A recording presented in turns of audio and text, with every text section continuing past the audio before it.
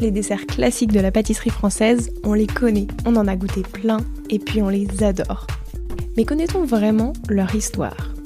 Je suis Léa Reverdy, amatrice et passionnée de pâtisserie. Toute l'année, je pars à la rencontre des meilleurs chefs pâtissiers et pâtissières pour comprendre comment ils et elles créent leurs desserts d'exception. Cet été, j'avais envie de découvrir les histoires de ces desserts. Je vous emmène avec moi ? C'est parti !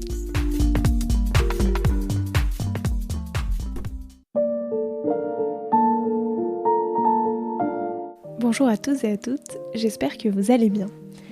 Cette semaine, je vous propose de découvrir l'histoire des pains à la duchesse. Ça vous parle ? Et si je vous dis éclair ? Parce que oui, les pains à la duchesse ou les petites duchesses sont simplement les anciens noms de ces douceurs qui sont constituées de pâte à choux, de crème et de fondant. Pour en découvrir l'origine, discutons avec Catherine de Médicis, nul autre. Au XVIe siècle, elle collabora avec le chef pâtissier Popellini, connu pour sa Poplin, un petit chou en forme de canon, et par la suite, Antonin Carême créa les gâteaux duchesse.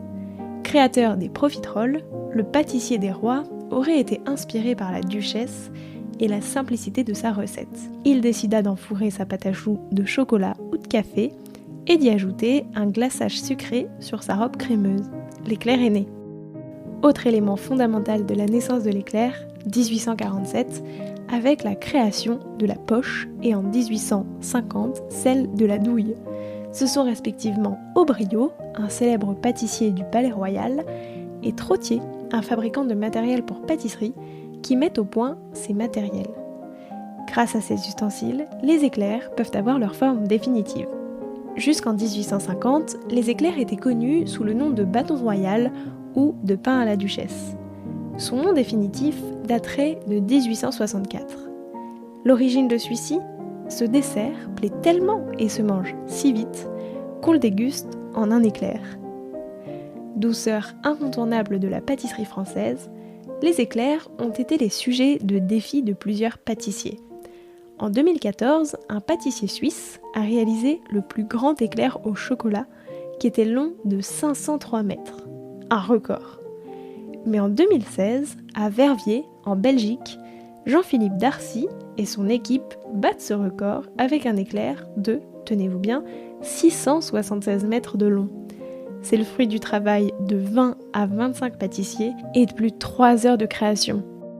Aujourd'hui, les éclairs, en plus des traditionnels chocolat et café, sont déclinés de toutes les façons par les pâtissiers et pâtissières. On peut y ajouter du chocolat croustillant en plus ou à la place du fondant pour encore plus de texture. On peut le décliner en différents parfums, fraises, citron, vanille, framboise, caramel ou ce que vous voulez.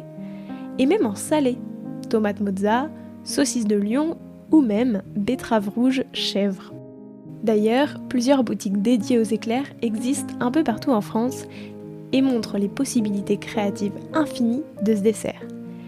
L'éclair de génie de Christophe Adam, mais aussi les éclaireurs à Lyon, qui en plus des éclairs sucrés, proposent toute une gamme de salés.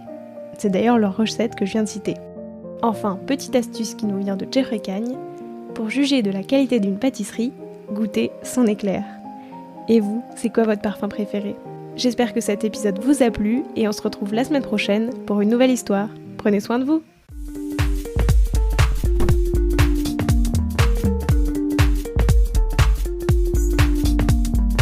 Alors, quel sera votre prochain dessert ? Merci d'avoir écouté cet épisode jusqu'au bout. S'il vous a plu, n'hésitez pas à le partager aux gourmands qui vous entourent. Et si vous voulez soutenir Papille, 2 choses.